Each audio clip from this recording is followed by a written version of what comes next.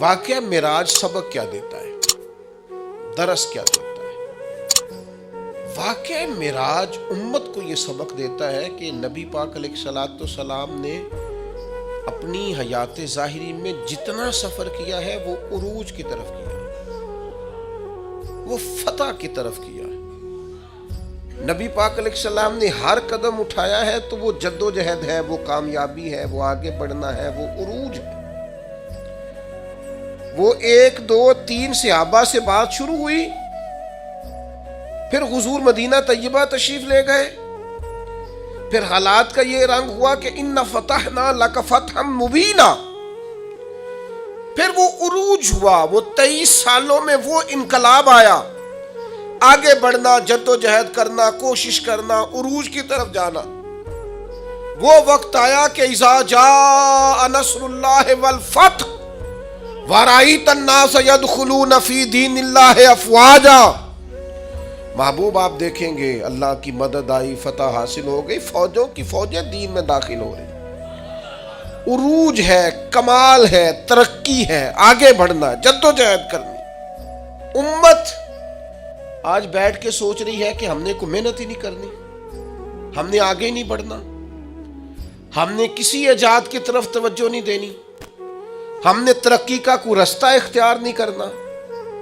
یہ ایک ایجاد کر کے ہمیں دی گئی ہے نا موبائل، اس کا مطلب یہ ہے کہ ہم اپنی کمر ٹیڑھی کر لیں لیٹ لیٹ کے موبائل دیکھ دیکھ کے۔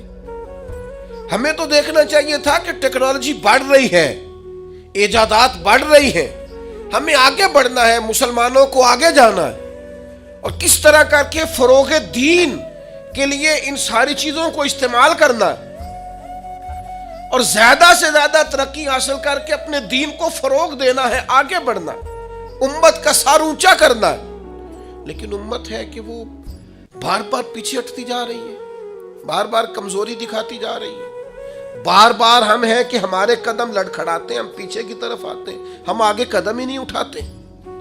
معراج ہمیں بتاتا ہے کہ امت تو نے عروج حاصل کرنا ہے۔ هو الذی ارسل رسولہ بالہدی ودین الحق لیظہرہ علی الدین کلہ، ہم نے یہ رسول تمہیں اس لیے عطا کیے ہیں، یہ شانوں والے رسول تمہیں اس لیے دیے ہیں کہ ہم اس دین کو تمام دینوں پر غالب کر دیں گے۔ اسلام کی فطرت میں قدرت نے لچک دی ہے، اتنا ہی یہ ابھرے گا جتنا کہ دبا دو گے۔ یہ دین غالب ہونے کے لیے۔ واقعہ معراج کیا بتاتا ہے ہمیں؟ نبی پاک نے مسجد اقصی میں سارے نبیوں کی امامت کرائی ہے۔